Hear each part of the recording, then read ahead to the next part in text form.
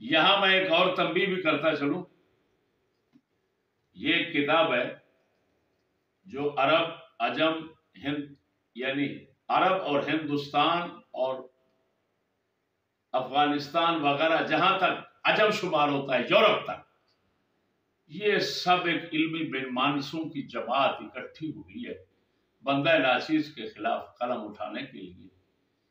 اس کا رد میں نے ایک ہفتے میں لکھ دیا ہے، انشاءاللہ العزیز ابھی آ جائے گا منظر عام پہ۔ یہاں جو تنبیہ کرنا چاہتا ہوں، اس منحوس کتاب کے صفحہ نمبر 88 پہ 88 پہ لکھا ہے، یہ دیکھ لیں، عبداللہ بن زبیر اور عبداللہ بن عمر وغیرہ کی بیعت یزید سے مخالفت۔ یہاں لکھا ہے، ایک روایت لکھی ہے،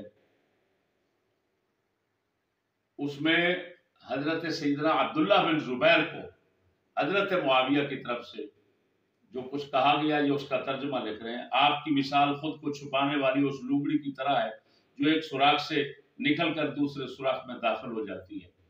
میرے دوستو، اس کے بعد یہ نتیجہ نکالتے ہیں، پاس اس روایت سے ابن زبیر، ابن عمر وغیرہ کی یزید سے مخالفت اور بیعت یزید سے بچنا ثابت ہے۔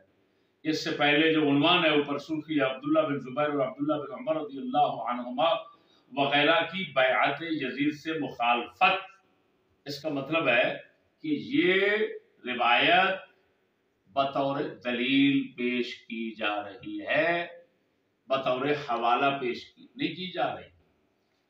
تو یہ وہ روایت ہے دوستو کہ جس کو میں نے بیعت یزید کتاب میں پیش کیا، تو دب نیچری جو ہے حجرے والا، اس خنزیر اور اس کی خنزیر کی سارے کوڈو نسل جو ہے، ان حرامیوں نے شور مچایا کہ دیکھو یہ چشتی حضرت عبداللہ بن زبیر کی گستاخی کر رہا ہے، ان کو لومڑی کہہ رہا ہے۔ خدا کی کرنی دیکھے، خدا ان پر ایسے لعنتیں ڈالتا ہی رہتا ہے کہ انہوں نے کیا کیا، اس اپنی ان کے جو امام ہیں پوری دنیا کے جو کٹھے ہو کر، جن کو کیا کہنا، یہ امام مانتے ہیں اور ہماری نظر میں وہ کیا ہے، علمی بے مانس۔ تو ان علمی بے مانسوں کی جماعت نے جو کچھ لکھا ہے، اس کے اندر وہی روایت جو میں نے پیش کی، وہی ترجمہ جو میں نے کیا، وہ اس کے اندر موجود ہے۔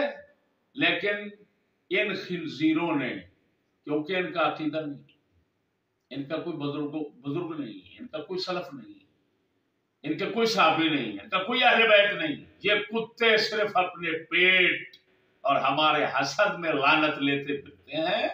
لہذا کبھی یہ بغیرت اپنے ان تمام ملعونوں کو، اپنے اماموں کو یہ گستاخ حضرت عبداللہ بن زبیر نہیں کہیں گے۔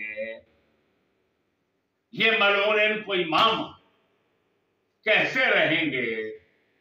اب یہ عذر بہانہ ان کا ختم کے بطور حوالہ، یہ بطور دلیل موجود ہے۔ لعنت تمہارے ایمان پر، لعنت تمہارے علم پر، لعنت تمہارے پیدا ہونے پر۔ السلام